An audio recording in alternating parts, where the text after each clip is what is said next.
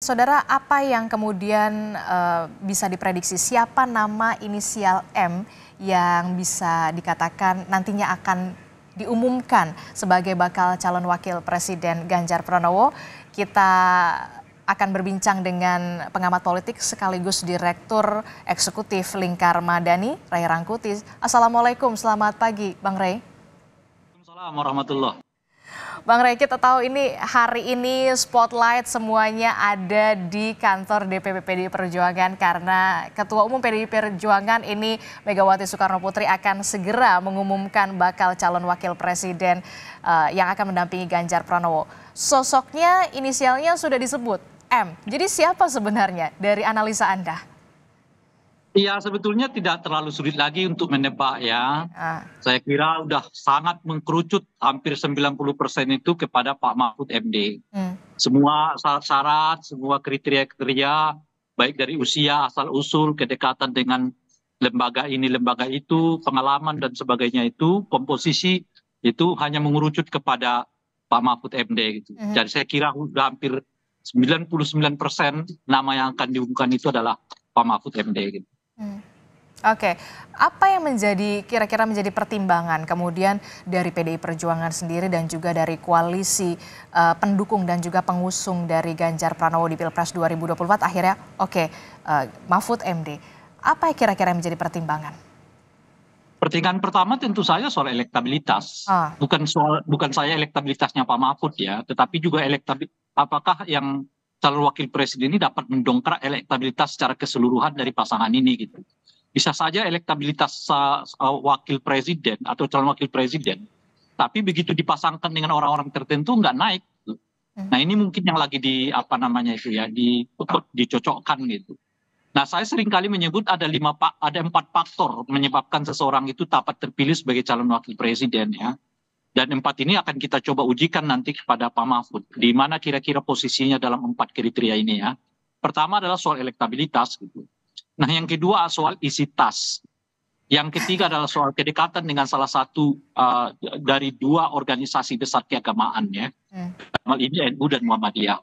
Dan yang ketiga adalah yang keempat adalah soal apakah ia bagian dari elit partai politik atau tidak. Ini 4 kriteria yang menurut saya abadi dalam hal memeriksa, menilai dan juga sekaligus menimbang apakah yang bersangkutan dapat dicocokkan sebagai calon wakil presiden atau tidak. Oke. Nah, coba kita pasangkan dengan Pak Mahfud dari 4 kriteria ini ya. Pertama elektabilitas jelas ya, Pak Mahfud sekarang berada di sekitar 2 atau 3 sebagai calon wakil presiden yang lumayan tinggi elektabilitasnya gitu ya. Nah, yang kedua adalah isi tas jelas Pak Mahfud tidak punya gitu kan. Tapi ada citra Pak Mahfud di sini berkaitan dengan seorang figur yang sangat peduli pada gerakan anti korupsi. Ini seperti menutupi apa yang menjadi kelemahan ya saya kira ya khususnya PDI Perjuangan yang dianggap sangat memiliki kontribusi pada revisi undang-undang KPK yang kemarin kan kira-kira gitu ya. Nah yang ketiga adalah soal kedekatan dengan salah satu organisasi agama. Ya jelas Pak Mahfud bagian dari keluarga besar NU dan bukan itu saja bukan bagian dari keluarga besar NU dan Pak Mahfud dicitrakan sebagai NU kultural di dalam lingkungan warga NU yang NU kultural ini umumnya sangat diminati oleh anak-anak muda di lingkungan warga NU gitu. Kalau misalnya mayoritas pemilih kita ini adalah generasi Z, ya saya kira juga sedikit banyak itu ada di lingkaran orang-orang NU, maka wajah Islam kultural ya ala Pak Mahfud itu tentu sangat memikat, sangat memungkinkan untuk memikat kaum milenial khususnya di kalangan warga NU gitu ya. Nah yang keempat elit partai jelas Pak Mahfud bukan elit partai, tetapi beliau orang yang memiliki pengalaman lebih dari 20 tahun sebagai eksekutif sebagai pejabat negara gitu. Dan di hampir banyak posisi kan dari Menteri Agama, anggota DPR ya, lalu kemudian Mahkamah Konstitusi, kembali lagi jadi menteri dan sebagainya. Dengan akumulasi pengalaman yang begitu besar, tentu beliau bukan elit partai secara struktural, tetapi jelas beliau elit politik gitu. Jadi 2 hal yang berbeda. Kalau elit partai itu ya Pak Ibu Mega gitu ya dan sebagainya lah. Tapi elit politik itu jelas, hampir selama lebih dari 25 tahun, Pak Mahfud berkarir di dunia politik, dan hampir semua posisi telah beliau rengkuh dalam pengertian tiga cabang kekuasaannya, baik eksekutif, legislatif, maupun yudikatif. Oke. Oke, jadi ada beberapa pertimbangan, beberapa aspek yang kemudian akhirnya disepakati bisa mengerucut ke satu nama, Mahfud MD, soal elektabilitas, kemudian rekam jejak, kemudian juga ada disebut apakah sosok Mahfud MD juga dipertimbangkan bisa meraih suara, merebut suara khususnya di kalangan NU Nahdliyin. Iya. Ya itu salah satu pertimbangan kan. Jadi sekarang ini kan katakanlah medan pertarungannya itu ada di Jawa Timur. Sebab dua daerah yang lain dalam hal ini misalnya yang memiliki basis massa pemilih besar ya, adalah Jawa Tengah, Jawa Timur, Jawa Barat relatif sudah terpolarisir. Kalau Jawa Tengah itu mungkin bisa diidentifikasi ke Pak Ganjar, sementara Jawa Barat itu ada ke Pak Prabowo, dan Jawa Timur ini agak kosong. Dengan masuknya figur Pak Mahfud mungkin itu dimasukkan untuk menerobos masuk ke lingkungan Jawa Timur yang relatif dalam 1 bulan terakhir ini cukup dihebohkan oleh kehadiran Caimin gitu. Oke, jadi pertimbangannya juga adalah sosok dari Mahfud MD ini bisa dikatakan bisa diharapkan bisa merebut suara dari karena Jawa Timur. Basis pemilih, salah satu basis pemilih terbesar di Indonesia, tetapi relatif kosong dari identifikasi calon presiden dan wakil presiden. Sebelumnya dalam 1 bulan ini ya lumayan penerobosan yang dilakukan oleh Caimin, dan saya kira dengan masuknya Pak Mahfud itu bisa saja membuat konsentrasi pemilih di Jawa Timur ini mulai akan terpecah kembali gitu.